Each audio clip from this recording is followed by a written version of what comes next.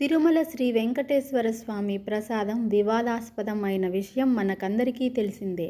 అఖిలాండ కోటి బ్రహ్మాండ నాయకుడి సన్నిధానంలో జరిగిన అపచారం మన అధికారుల తప్పిదాలను ఎత్తి చూపించినట్లయింది. అదేవిధంగా మనకు దిద్దుబాటు చర్యలకు దారి చూపుతోంది. సనాతన ధర్మంపై జరుగుతున్న దాడిని మనము తెలుసుకోవడానికి చర్చనీయాంశం చేసింది.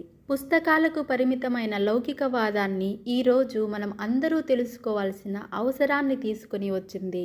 హైందవ శక్తుల పునరీకరణ అత్యవసరమని, ఆలయ పరిరక్షణే తక్షణ కర్తవ్యముగా ఏడుకొండల పైనుంచి ఆ దేవాది దేవుడే మనకు ఆదేశించినట్లు అనిపిస్తుంది. ఇప్పటికే తిరుమల తిరుపతి దేవస్థానం వారు ఆలయ సంప్రోక్షణ కార్యక్రమాలు అన్నీ కూడా పూర్తి చేశారు. ఇందులో భాగంగానే డిప్యూటీ సీఎం పవన్ కళ్యాణ్ గారు ప్రాయశ్చిత్త దీక్షను చేస్తున్నారు. 11 రోజుల